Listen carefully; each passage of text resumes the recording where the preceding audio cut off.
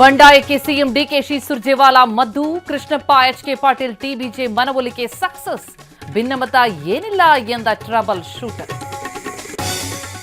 ಕೋಲಾರ ಚಿಕ್ಕಬಳ್ಳಾಪುರದಲ್ಲಿ ತಣ್ಣಗಾಗದ ತೃಪ್ತಿ, ನಾರಾಯಣಸ್ವಾಮಿ ಪರ ಇಂದು ಬಂಗಾರಪೇಟೆ ಬಂದ್, ಬೆಳಗಾವಿಯಲ್ಲಿ ಲಕ್ಷ್ಮೀ ಬೆಂಬಲಿಗರ ಹೋರಾಟ.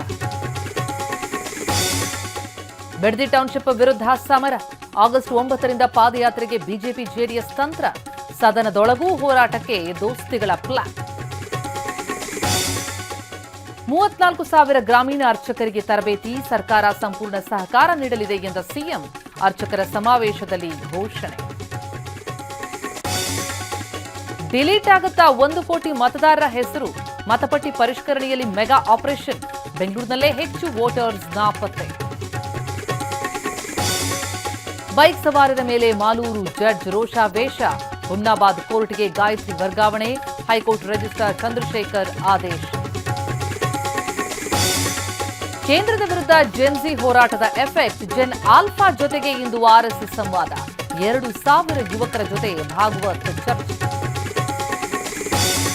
ಚೊಚ್ಚಲ ಬಜೆಟ್ನಲ್ಲೇ ವಿಜಯ್ ಭರ್ಪೂರ್ ಕೊಡುಗೆ, ಮಹಿಳೆಯರು ಯುವಕರಿಗೆ ಬಂಪರ್, ಹೊಸೂರಿನಿಂದ ಬೊಮ್ಮಸಂದ್ರಕ್ಕೆ ಮೆಟ್ರೋ ರೈಲು.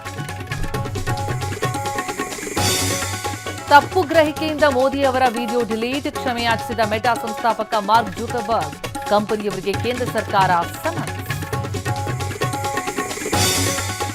ಲಾಲ್ಬಾಗ್ನಲ್ಲಿ ಇಂದು ಫ್ಲವರ್ ಶೋಗೆ ಚಾಲನೆ, ಗಂಗ ಸಾಮ್ರಾಜ್ಯದ ಇತಿಹಾಸ ಅನಾವರಣ, ಆಗಸ್ಟ್ 17ರವರೆಗೂ ಸಾರ್ವಜನಿಕರ ವೀಕ್ಷಣೆಗೆ ಲಭ್ಯ.